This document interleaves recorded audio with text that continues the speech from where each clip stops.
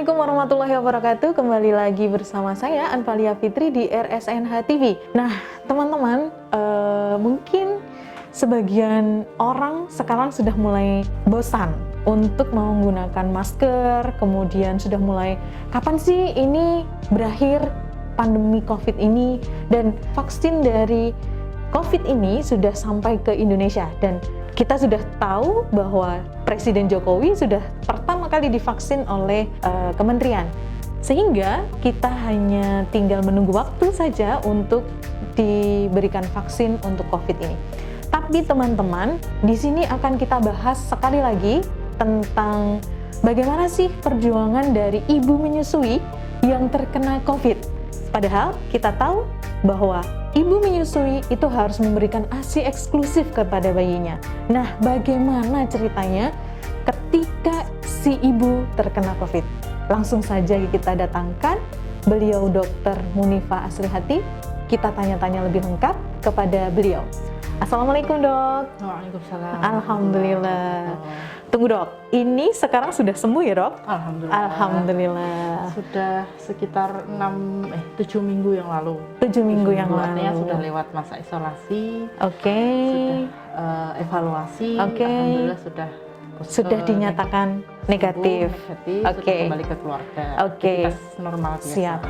Kebiasaan baru, Dok. Nah, ini iya, itu memang kalau dikatakan new normal, kayaknya memang normalnya memang demikian ya. Kita masih menggunakan masker, kita harus istilahnya berhati-hati untuk jaga imun juga. Kemudian ketemu orang jadi sekarang agak insecure ya. Ini OTG kah? Ini apakah? Dan lain-lain. Artinya ada pembatas begitu. Nah, menurut dokter nih, untuk menghadapi istilahnya kebiasaan baru ini bagaimana? Sambung ceritanya dengan ceritanya dokter kena COVID itu, Dok.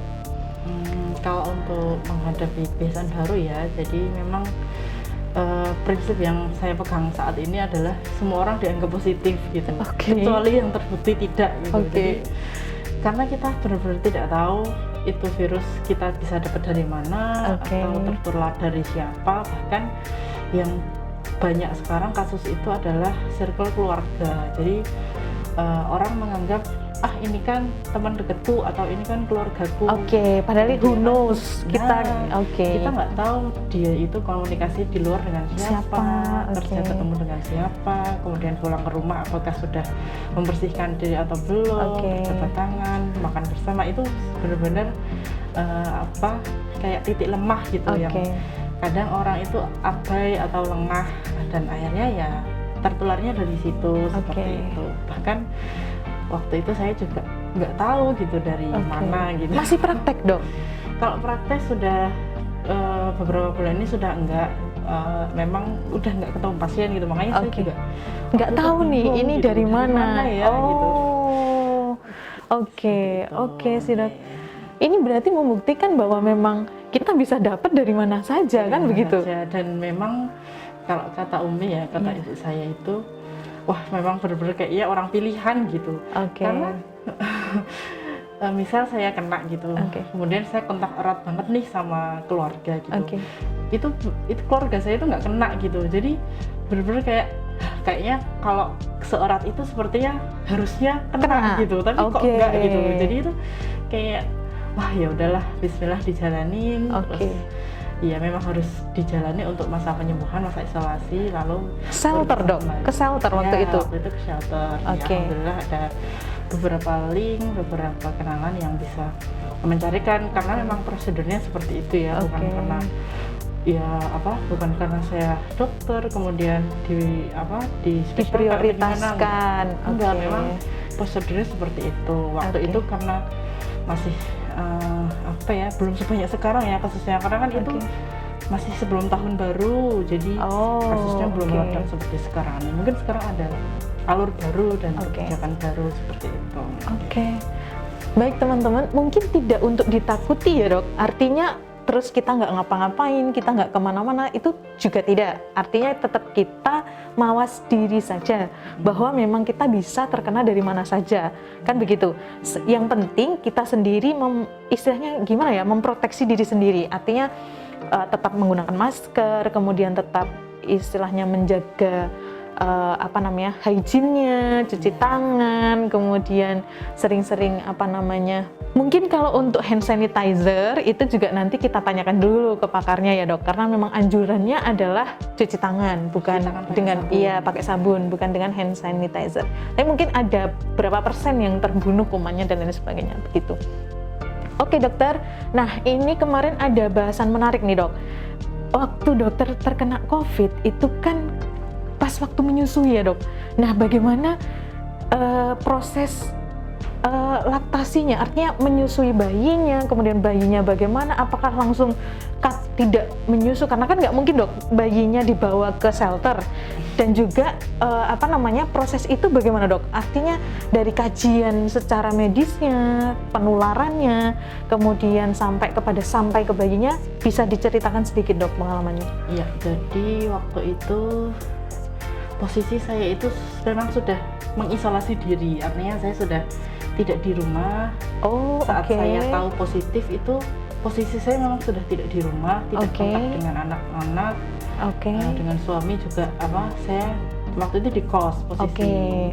Kenapa ngekos ya? Karena memang saya pengen fokus waktu itu sedang menjalani proses rangkaian ujian, tes dan lain-lain untuk studi lanjut seperti itu. Tapi qadarullah ya, qadarullah kok ternyata kan syarat utama nih untuk bisa melaksanakan studi lanjut itu harus melalui tes wawancara, tes akademik dan lain-lain.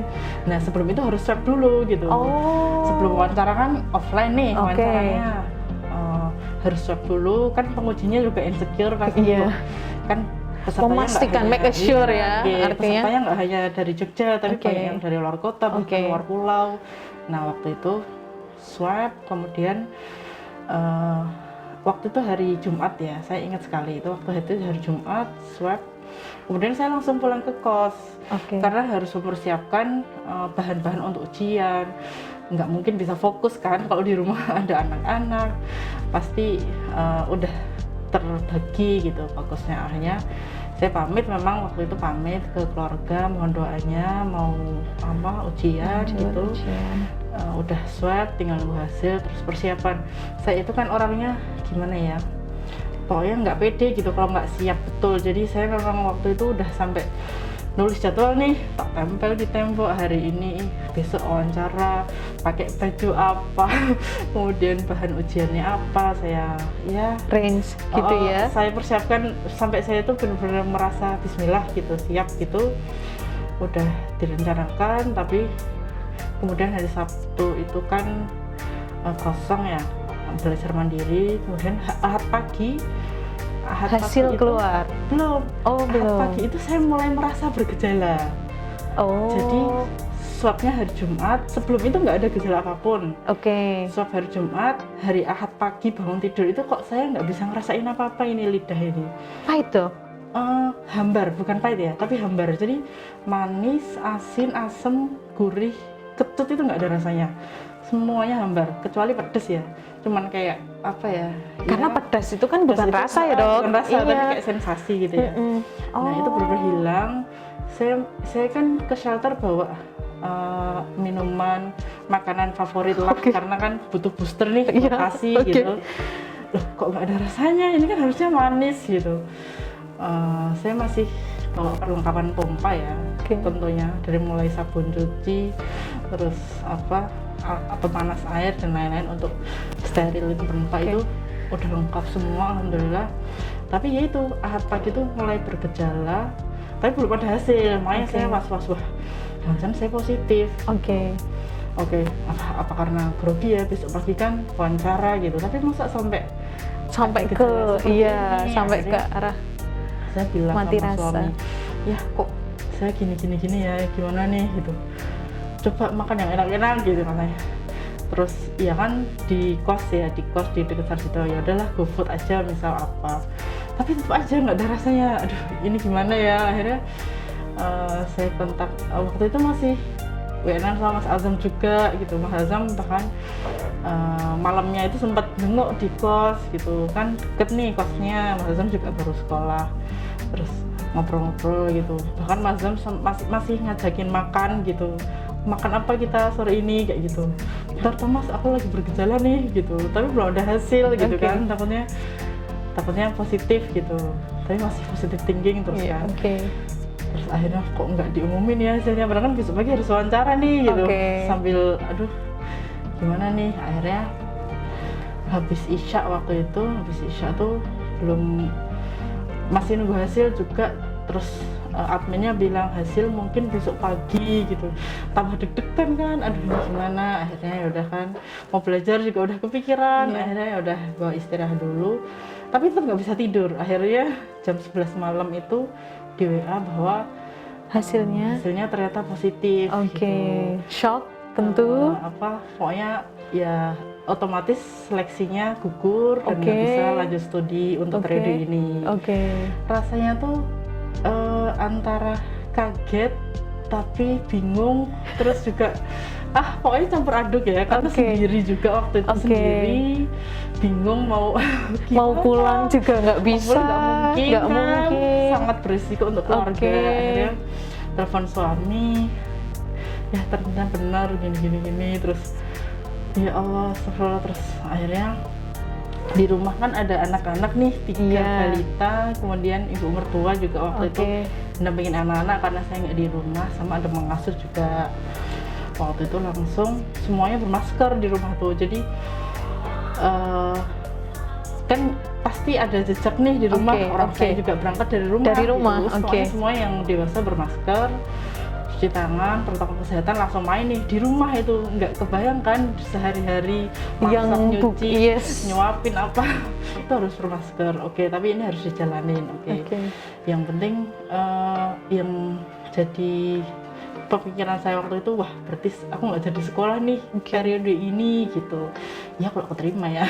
Tapi yang jelas ini nggak bakal mungkin berlanjut gitu. Akhirnya ya sudah fokus menyelesaikan isolasi dulu kan, harus isolasi dan di tracing ya itu. Nah waktu itu karena itu udah jam 11 malam kan, nggak mungkin ya ngontak siapa-siapa. Akhirnya cuma ngabarin keluarga, terus saya istirahat. Paginya di WA lagi sama yang pihak Sarjito untuk ke Sarjito agar ke Policovid waktu itu, ke Policovid untuk ronsen. Kalau di sana ada Policovid ya? Ada khusus. Jadi saya itu ya masih waktu itu pakai KN95, masker medis double, terus sama pakai face shield. Ya double. Pokoknya double proteksi untuk diri sendiri. Diri ya. Betul. Artinya, saya itu positif gitu. Tapi alhamdulillah waktu itu sepertinya viral load-nya rendah, artinya mungkin positive value-nya juga agak tinggi, cukup tinggi, jadi mudah-mudahan sih nggak menular ya.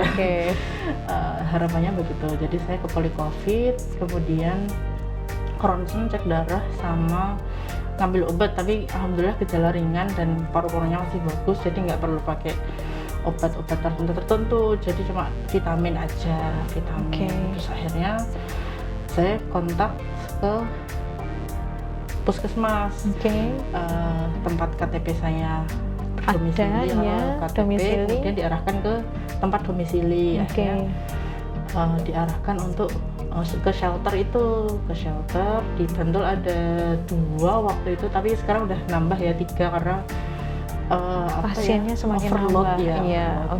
Waktu itu belum ada tes antigen seingat saya, jadi itu kan tanggal 11 Desember, kemudian tanggal 14 saya ke shelter. Nah, tes antigen itu baru ada tanggal 16 Desember rilisnya waktu itu seingat saya.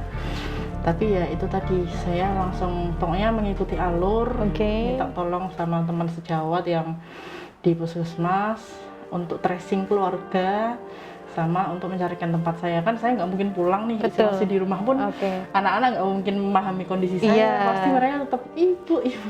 Saya nggak mungkin bisa menghindari itu kalau di rumah kan. Akhirnya alhamdulillah dapat tempat. Saya bilang juga ke dokternya, dok mohon dibantu yang ada fasilitas untuk menyimpan ASI seperti itu. Nah ternyata memang ada beberapa ibu menyusui juga di shelter. Jadi alhamdulillah di shelter itu ada freezer khusus ASI seperti itu.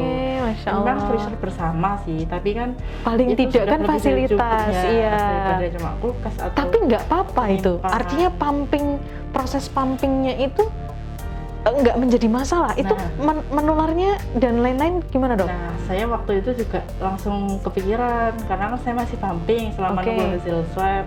Saya langsung waktu jam 11 malam itu saya ingat waktu jam 11 malam itu langsung saya kontak teman sejawat yang spesialis anak, senior sih waktu itu senior. Saya tanya, Mbak, ini kondisi saya seperti ini, mohon advice-nya, mohon apa ya, pencerahannya gitu, apakah hasilnya harus dibuang apa gimana. Saya kan udah kayak hopeless gitu, Iya. hasilnya nggak kepake dong betul, gitu. betul. Tapi ya mungkin karena saya kurang update, maksudnya nggak belajar juga ya selama pandemi, harusnya kan saya update ilmu, tapi karena belum menghadapi sendiri gitu. Akhirnya alhamdulillah waktu itu masih boleh, jadi ASI itu bukan nggak mengandung virusnya itu sendiri, beda dengan darah kan. Virus bisa dideteksi lewat darah. Betul. Tapi kalau ASI sudah ada penelitiannya, ternyata saya menemukan sebuah jurnal penelitian dari 48 ibu menyusui yang positif COVID itu hanya satu yang aslinya itu ada virusnya, itu nggak seberapa. Dikiranya itu bukan dikira ya, maksudnya diasumsikan itu hanya karena higienitasnya yang kurang. Bukan karena dari tubuh. Bukan karena ASI itu mengandung virus, tapi karena ibunya mungkin kurang bersih atau alatnya terkontaminasi. Artinya proses pompanya sendiri itu kurang higienis seperti itu. Tapi kalau ASI itu sendiri itu dari 48 hanya satu, itu kan nggak signifikan ya. Dan itu diasumsikan hanya karena kekurangan higienitasnya. Baik, teman-teman, ini sudah benar-benar jelas sekali ya bahwa proses dari menyusui pun tidak akan terhambat dengan adanya si ibu mengalami gejala ataupun terkonfirm positif. Nah, teman-teman, bagi teman-teman yang di rumah, jika mau konsultasi terkait laktasi, bisa konsultasi di Rumah Sakit Nur Hidayah. Infonya sebelah sini, bisa telepon terlebih dahulu di 085 100 74 2941. Baik, Dok, proses di sana itu juga ada konselornya, Dok? Ataukah sendiri, ataukah bagaimana? Jadi kalau selama di shelter ya, jadi ketika saya sudah mendapat tempat nih di shelter itu kayak kita booking hotel gitu. Terus dikonfirmasi nih sama pengurusnya, selamat datang Ibu, kami pendampingnya Ibu selama di shelter, silahkan kami tunggu kedatangannya jam sekian. Jadi kayak udah dibookingkan untuk masuk jam sekian gitu. Terus saya masih ngeyel nih waktu itu saya nego, Pak bisa nggak jam segini atau besok gitu. Bu, mohon maaf ya, Anda itu beresiko menularkan. Jadi kalau Anda tidak segera kami akan bertindak. Wah, ampun Pak, ampun. Oke. Saya jadi memang sesuai protokol sekali ya, harus Dok. sesuai prosedur ya. Jadi saya waktu itu bersegera kemas-kemas ya, barang masih banyak di kos. Pokoknya saya bawa apa yang perlu dan memang dibutuhkan, termasuk perlengkapan pompa ASI itu tadi ya. Dari mulai pompanya, kemudian botol, alat cuci dan lain-lain itu. Pokoknya saya naik motor waktu itu, jadi saya kan di kos memang naik motor rencananya biar mobilitasnya mudah gitu. Di motor itu penuh ya, ada barang-barang yang akan dibawa. Kemudian tas sama satu tas lagi. Nah itu yang saya bisa bawa itu alhamdulillah dibarengi kuat. Memang rasanya badan tuh agak mungkin lemes gitu ya, kurang fit, tapi ya karena memang ternyata lagi melawan virus ya, jadi nggak se-fit biasanya gitu. Terus akhirnya alhamdulillah sampai shelter itu malam itu jam 7:30 lah, habis isya itu, lalu masuk check in ya. check in iya benar. Nah alhamdulillah ya di shelter itu kita nggak sendirian, karena kan memang itu khusus untuk yang confirm positif ya. Positif.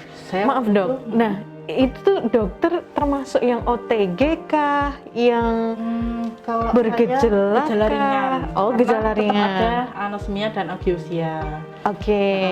Kalau yang hilang rasa itu namanya ageusia. Kalau yang anosmia itu kehilangan penciuman. Kalau saya sih penciuman nggak hilang sama sekali, artinya kalau deketin itu masih bisa, cuman memang berkurang. Berarti kalau ada yang kentut masih kecium ya Dok? Kayaknya harus nempel itu. Iya, menarik sekali karena kita mungkin dari masyarakat juga bingung dok. Artinya OTG itu apakah yang sama sekali yang tidak merasakan tapi Kalau OTG memang sama sekali nggak ada gejala. sama Sama sekali dok? sekali nggak ada gejala. Oke. Tapi kalau yang ya itu yang gejala ringan tadi. Berarti sebenarnya misalkan pun, naudzubillah ya dok, misalkan pun ada seseorang yang OTG begitu, ya biasa saja. Biasa. Oke. Saya juga waktu itu rasanya itu biasa gitu. Apalagi saat sebelum di swab kan saya sudah positif kan pasti. Tapi saya Oh nggak merasa iya, apapun. oh iya. Gejala ini baru muncul setelah di swab, Di swab, tapi hasilnya oke. belum ada. Mungkin itu juga karena kondisi tubuhnya terus was-was. Apakah aduh di swab atau gimana dok? Jadi memang sesuai perjalanan penyakitnya ada sendiri Mbak itu. Jadi ada sebuah grafik ya, Iya. nanti bisa ditunjukkan ya. Jadi grafiknya itu grafik perjalanan penyakit COVID dari mulai hari ke-1, ke-5 sampai 7, kemudian hari ke-14, hari ke-21 gitu. Jadi memang gejala itu biasanya baru muncul sekitar hari ke-5. Oke. Karena virus kalau masuk tubuh itu harus kayak inkubasi dulu. Oke, gitu. berdiam diri dulu. Dulu Ini untuk menjadi siap-siap aktif. gitu ya. Kalau Aduh, aktif, seperti itu. baru memunculkan gejala. Oke. Nah, gejala muncul juga mungkin karena imunnya masih sedikit kalah ya, artinya Oke. sampai bisa Masih, gejala. iya, fight karena ya, oke. betul. Hari ke-5, nah jadi saya tuh sampai mengamati betul grafik itu, kira-kira saya Dan pas di swab bener tuh ya? hari keberapa Oke. gitu. Terus sekarang saya ada di mana, kemudian saya kalau sekarang tes ulang evaluasi Harusnya itu gimana? apa, Oke. itu benar-benar saya amati dan sesuai teori gitu. Alhamdulillah. Ya kayak kalau kita di laboratorium membuktikan sebuah reaksi itu kan tinggal mengikuti ya. Masalahnya ini kan berhari-hari, jadi isolasi tetap harus diselesaikan. Nah, saya waktu itu diberi kesempatan untuk tes evaluasi swab juga, tapi memang kalau PCR-nya sendiri itu masih positif. Jadi saya setelah beberapa hari, hari dilakukan 10. tes evaluasi. Ya, Oke. Jadi saya kan swab hari Jumat tanggal 11, Oke. kemudian tanggal 14 ke shelter 7 Iya. hari sampai tanggal 21 ya. Oke. 20 waktu itu tanggal Oke. 20 terus pulang saya diberi izin pulang. Tapi masih harus mengenapkan isolasi. Oke, Mengenapkan mandiri isolasi berarti dok. mandiri. Itu Kalau virusnya itu- menular nggak dok selama itu? Kalau udah hari ke-10, kalau di teorinya sudah melewati masa penularan, artinya entah sudah lemah atau sudah tidak menular seperti itu. Tapi masih. Masih ada di dalam Oke. tuh masih ada, jadi kayak mungkin tinggal sisanya atau residunya seperti itu. Akhirnya diizinkan pulang, tapi harus mengenapkan sampai 14 hari itu Oke. di rumah. Waktu itu saya pulangnya ke rumah orang tua. Oke, belum ke rumah. tempatnya Pak Umi. Oke. Karena kan anak-anak nggak mungkin bisa Betul. mengerti Paham. kondisi Iya. lah. Akhirnya saya pulang. Nah, besoknya hari Senin itu saya tes swab evaluasi. Kodrol masih positif, Oke. cuman saya kejar angkanya nih, CT Oke. value-nya berapa gitu. Ternyata udah di angka sekitar 34. Itu bisa diukur ya dok? Itu bisa diukur, tapi waktu itu saya request sih. Mungkin Oke. kalau yang lain, kalau yang nggak, ya bukannya nggak paham ya, tapi kalau Ya, nggak saya tahu kan informasi itu ya nggak, artinya. saya pengen yang detail ya sampai ke angkanya, karena saya pengen tahu itu masih menular atau tidak gitu. Jadi memang grafiknya itu kan semakin tinggi angka CT value-nya itu semakin tidak menular. Oke. Jadi berkebalikan gitu. Berarti kalau rendah, nah itu beresiko untuk Beresiko. penularan. Oke, Nah, oke. Kalau infonya sih ada yang bilang 30, ada yang bilang 35. Waktu Oke. itu saya di 34 gitu. Oke. Untuk ini saya masih cari lebih lanjut ya, karena jurnalnya saya belum nemu yang valid gitu, karena saya mungkin keterbatasan saya ya, nanti mungkin bisa menyusul di kemudian hari. Jadi yaitu angkanya sudah 34, artinya virus sudah lemah dan tidak menular. Akhirnya tapi saya masih pengen menggenapkan gitu sampai 14 hari Biar sesuai tuntas. ya, biar Oke. tuntas sesuai arahan dinas kesehatan, sesuai alurnya seperti itu. Akhirnya saya isolasi, terus saya sebelum pulang ke rumah saya masih pengen rapid nih. Pengen memastikan aja, aduh kalau swab PCR lagi kayaknya terlalu dekat waktunya dan kurang terjangkau ya. Terus akhirnya rapid antigen sama antibody. Sebenarnya 2 rapid itu tergantung penempatan waktunya ya. Kita pengen tahu apa dan kita hari keberapa. Nggak ada yang lebih valid, nggak ada yang lebih fungsinya. Sesuai kebutuhan. Kalau rapid antigen waktu itu IgM-nya udah negatif, artinya infeksinya yang akut itu sudah terlewat. Diharapkan sudah tidak menular, tinggal namanya IgG. IgG itu artinya kita masih punya kekebalan terhadap COVID itu sendiri. Akhirnya saya udah nyicil ayam ya, istilahnya apa ya, sudah cukup lego ya.